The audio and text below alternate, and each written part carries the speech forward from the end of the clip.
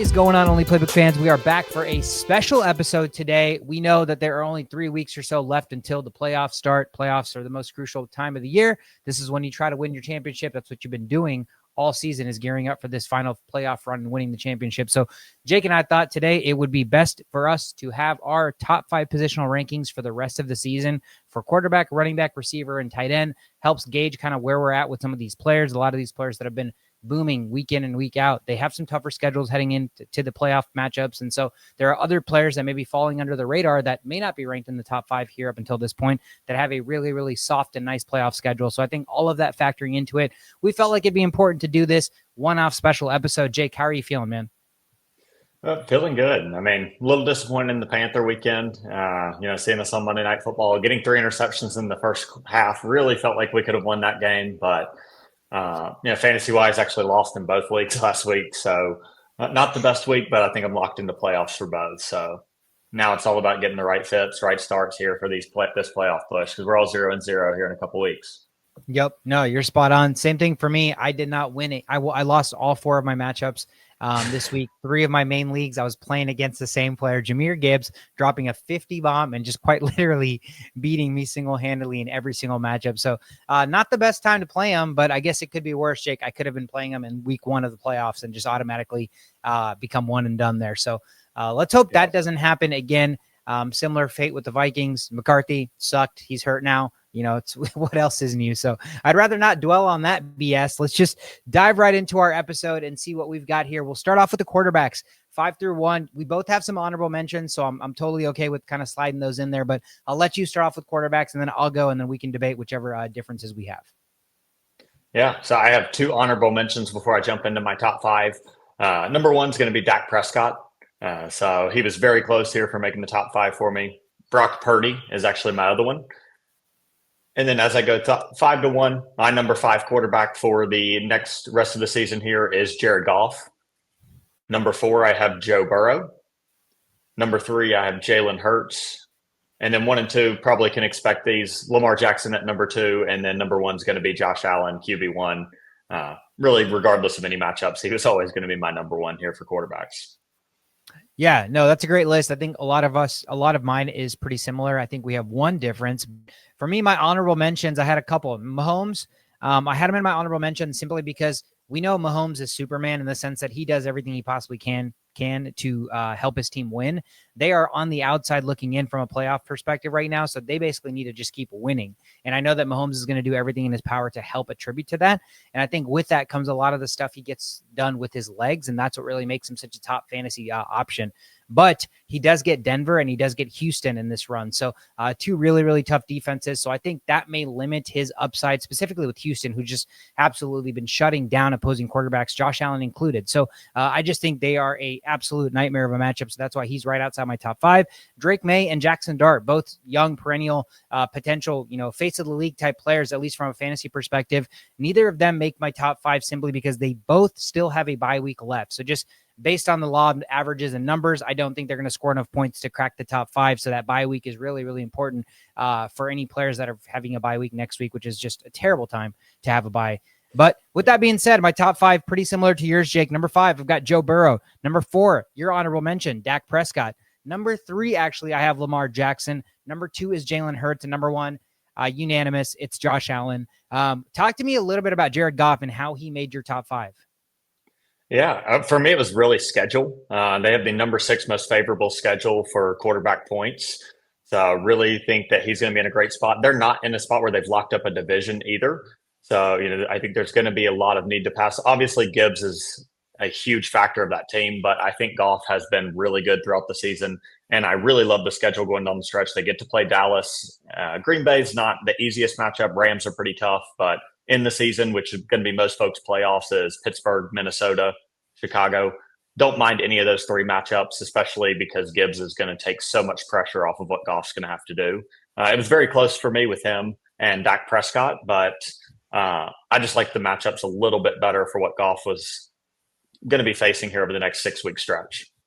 Yeah, no, I think that's a great point. I actually looked at Jared Goff's schedule as well. And the thing that works in your case, Jake, because we've talked about it, Goff indoors versus Goff outdoors is a completely different person, even if it is on the road. So against the Rams, it's in LA, but that's in a dome, indoors, right? So that doesn't affect him at all. His own, and again, I think against Green Bay, or there's one other team that he faces that's away, but it's also indoors. And so that's an issue. But the last game of the season, I believe he takes on Chicago in Chicago. By that time, maybe, the fantasy playoffs is already over, so it doesn't really matter. So I think having the rest of his schedule all be indoor games, that is huge for Jared Goff. So I really like that. For me, the reason I have Dak Prescott, I'm sure similar to you having him as honorable mention, is the Cowboys defense continues to be bad. They started being better at shutting down the run, but their pass defense is terrible. And their offense, clearly what we've seen last week against Philly and against even better defenses, they can hang. So their offense can continue to put up points. That offensive firepower with CeeDee Lamb and Pickens it's become a revelation, almost borderline unstoppable, might I say. Like now that you have Pickens on the outside, Lamb all across the middle, playing in the slot, and you still have a pretty decent run game with Javonte Williams, that offense is clicking on all cylinders. You still have Ferguson at the tight end position as well. So I just think Dak has so many weapons. His defense is going to continue to put him down in games where they're going to have to throw the football. So I think it's just really, really easy to see him continue to repeat this performance, specifically with CD getting healthier and healthier. And again, the emergence of Pickens. So I think, like you said, it's really, really close between him and Goff. Dak's rest of the season schedule is not bad either. He gets Kansas City, Detroit, Minnesota, the Chargers, Washington, and New York. So if you get him in the championship game, you get the Washington Commanders. You have to like your chances with that. So I think that's why he's barely cracks my top five. He is fourth, but other than that, I think we have it pretty similar. I think Josh Allen, Lamar, and Hurts are all going to be very, very close in terms of final points. It's just about, maybe 5-10 points here or there, unless you got anything more to add with quarterbacks. Yeah, I was going to say, the only reason I left Mahomes off of this list is I think they're facing the 26th hardest schedule on this tail end for quarterbacks. Really, the weapons haven't showed up outside of Rice and a little bit of Travis Kelce. Kareem Hunt's actually started to emerge a little bit for them. The running back schedule is a lot more favorable than the quarterback schedule on this back half. So, although Mahomes has the superhuman ability that we've seen over the last couple of years, we really haven't seen him play as well as I would have expected over the last couple of weeks. He started the season unbelievable, has started to tailor off a little bit. I'm not confident that we're going to see the Chiefs. I don't think we're going to see them win this division. And I don't know that we see them, really make that strong of a playoff push with this schedule. I think they're going to get in, but I don't know if we're going to see them in one of those home matchups like we're used to seeing.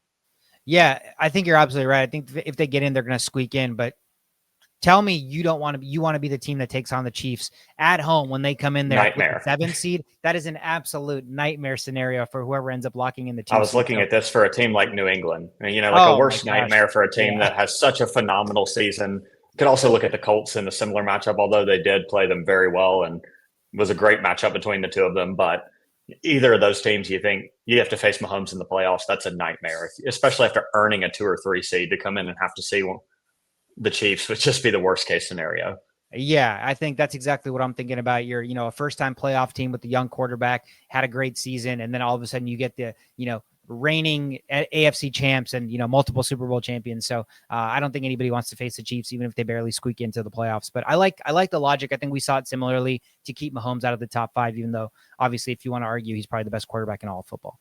Let's jump into the running backs, Jake. I will start us off here. This is a crazy, crazy list for me, so bear with me. My honorable mentions, my guys that aren't even in my top 5 rest of the season: Christian McCaffrey, Jonathan Taylor. Yeah, you heard that right. Bijan Robinson. 3 guys that would have arguably been probably the top 3 drafted players from a running back perspective. Maybe Taylor a little bit lower, but with the season he's having, I think RB1, it is crazy, right, to have these guys outside of the top 5. Well, it's crazy because CMC still has a bye week and he takes on Cleveland next week. I'm sorry, but I know he can put up 25 a night even without the bye and still maybe crack the top 5, but there's too many talented running backs still left on the board that play a full schedule, that have a advantageous schedule that I think will slightly outweigh what CMC's production will be in 3.5 games. I'm giving him half against Cleveland because, again, that defense is really, really, really good. And then you look at Jonathan Taylor. It doesn't get any easier. He has probably the hardest running back schedule. Houston twice, Seattle, and then Jacksonville twice. That is quite literally the hardest running back schedule for the rest of the season. We already saw what they did last week against the Chiefs. I think this is trending down for Jonathan Taylor. Again, he's electric. He's so good that he could have a random 3-touchdown game in there, but I just think the matchups are so challenging specifically for a running back.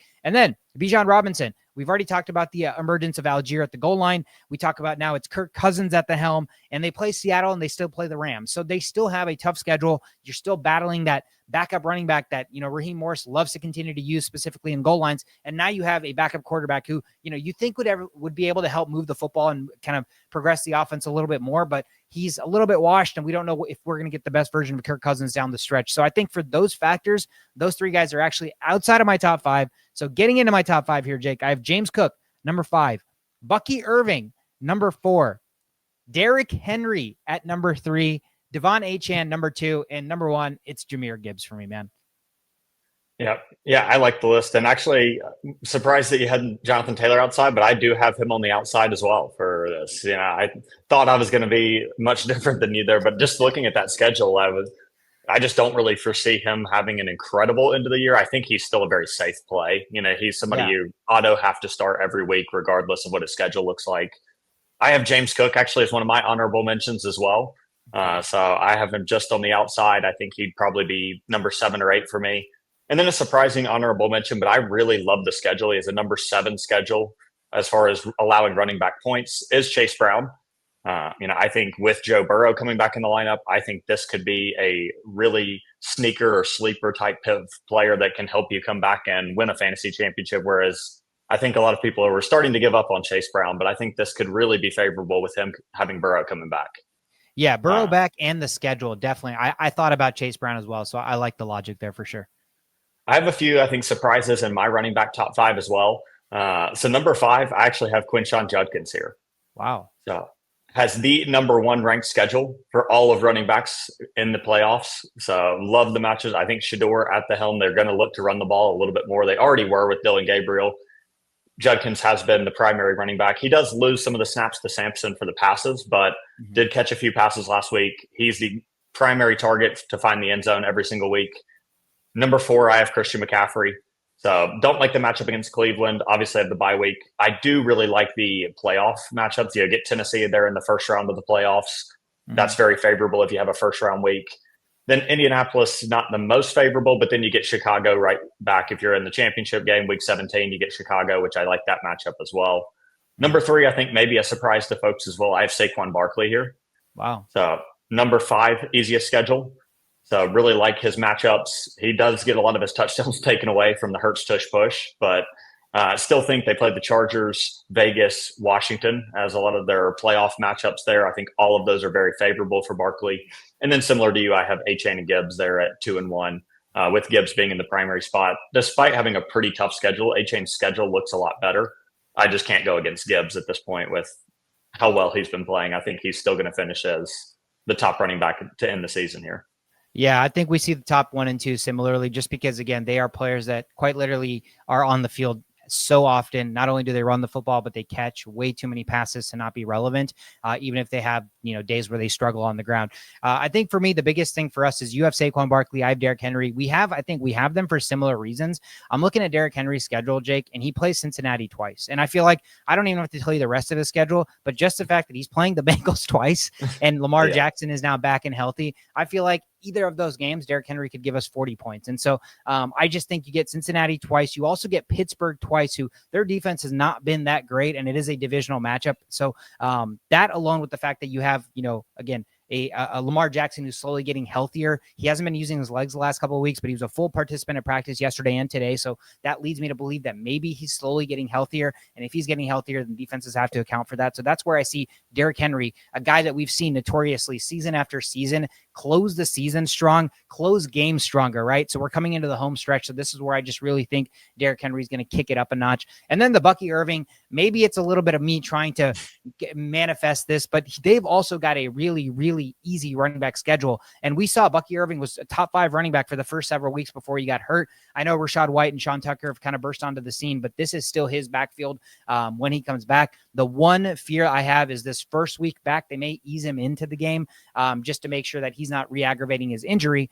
If he does that, then maybe that'll kind of lag him down for the rest of the season to try to make up those points. But I still love the matchup. You get Arizona, you get New Orleans, Atlanta, Carolina, Miami, and Carolina again. So I just think 2 matchups against Carolina, when you can run the football against them, it's just a great matchup for Bucky Irving. So that's why we have the biggest differences. But I don't necessarily have anything to dispute with your top 5. I think they all make a ton of sense.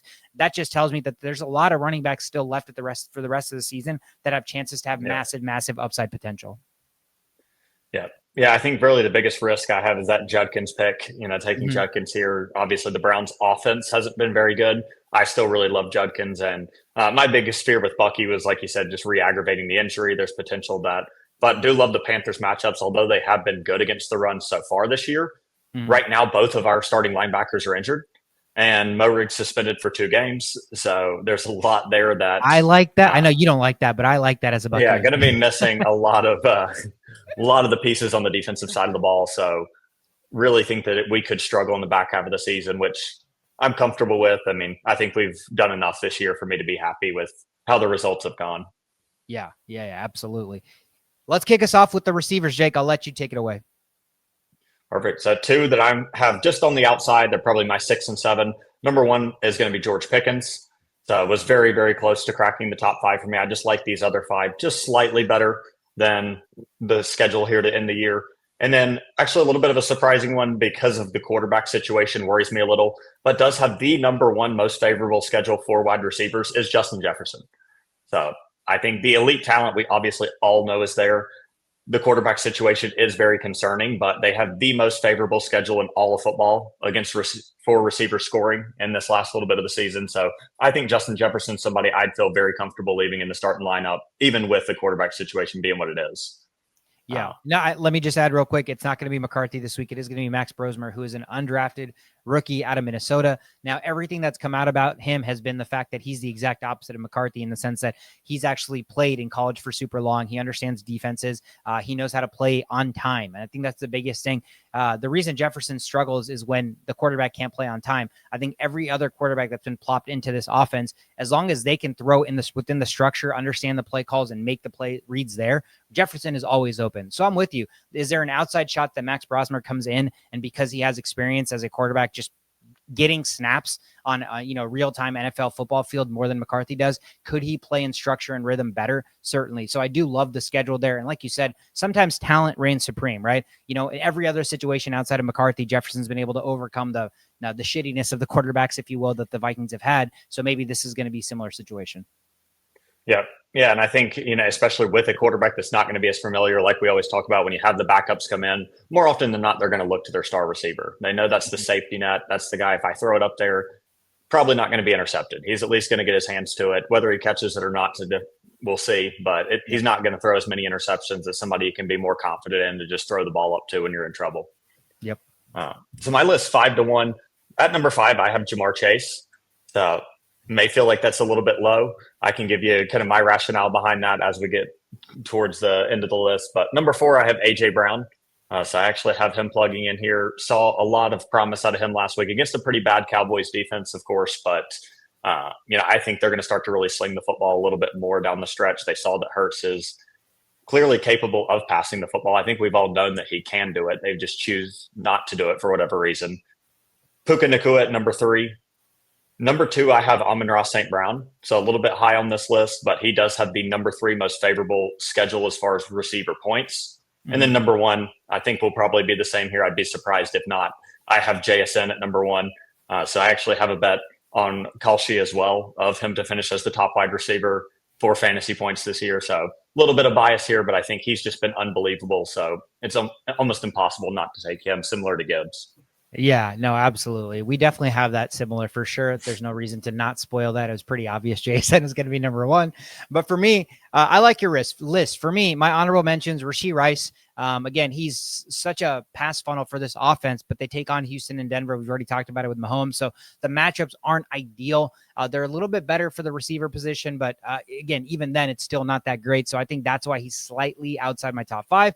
And I did have A.J. Brown as my honorable mention. I wanted to put him in my top 5. I actually started the list with him at number 5, but I bumped him for Amon-Ra St. Brown, who is my number 5 receiver. Like you said, the schedule is just too nice. I think the problem with Amon-Ra St. Brown, similar to like, or not, a little bit different to like what we saw in past seasons, is the Detroit Lions have plenty of ways to beat you. And right now, their best player is Jahmyr Gibbs. I think they're realizing that the more times this man touches the football, the better outcomes are going to happen for that football team as a whole. And I think they're slowly starting to realize that with how much Monty has been phased out a little bit. And so I think that alone leads me to believe that, passing the ball, I think Jahmyr Gibbs has been the number 1 read on pass plays for Jared Goff on over 35% of snaps. That is crazy for a running back. That is absolutely crazy. So I just think there's so much that he offers that just naturally takes away from Amon-Ra St. Brown. And again, 2 of the last 4 weeks, I believe Jameson Williams has had a goose egg, if I'm not mistaken. So I think if you just right size that and factor that into the equation, that there will be maybe 1 or 2 big plays that JMO has, that's going to take points away from Amon-Ra St. Brown. But again, he's as consistent as they come. He's always a lock in your lineup. So that's why he's number 5 for me. Number 4, you've already talked about him, Puka Nacua. He's just too good. Number 3, your honorable mention, it's George Pickens. I can't believe he's number 3. I never thought he'd be this high for me, but man, sometimes you just can't deny the talent on the football field. He is incredible. There is pretty much nothing that this man can't do on the football field right now, outside of just get in his own head. So if he lets his mental aspect of the game take over and he does something stupid, that is the only way he can hinder his ability to produce. And right now, we've already talked about Dak. We've talked about the Cowboys defense. All of that. Their offense is humming. Pickens has a great schedule. Kansas City, Detroit, Minnesota, LA, Washington, and New York. Again, Washington in the championship, if you have like a Pickens Dak stack in the finals, my goodness. I mean, you might as well just hoist the trophy right now. So he's number 3 for me. You had Chase 5. I have him number 2, man. Burrow's back. No Higgins this week. You get Baltimore twice, who I know they've been better against they've been a better defense the last 5-6 weeks. But again, this is a divisional matchup. This is Joe Burrow that's back. And again, this is Jamar Chase coming off a 1-game suspension. I am expecting fireworks. I'm expecting absolute fireworks for this duo. As long as they remain healthy and don't get suspended the rest of the year, I think they can absolutely carry. Burrow can carry you. Burrow can carry me. He's been stashed on our IR spot for much of the season. So I think this is a good spot for Chase to continue to, reclaim what was his last season before the Burrow injury. And then number 1, it's JSN. He's been having arguably the best wide receiver season I've ever witnessed in my life. So there's nothing that leads me to believe that it's going to get any worse. He gets Minnesota, Atlanta, Indianapolis, the Rams, Carolina, and San Francisco. So again, he's been matchup proof. I think if you look at his game log, he's quite literally the most consistent player I've ever seen. I don't think he has a single red on any of his wide receiver finishes all season long. The guy does not bust. It's unheard of. So he's incredible. He's the best receiver in the game right now, at least from a production standpoint. And I don't think there's any arguing that. So that is my top 5. I think we have pretty similar top 5s. I know you have Amon-Ra St. 2 and 5 flipped.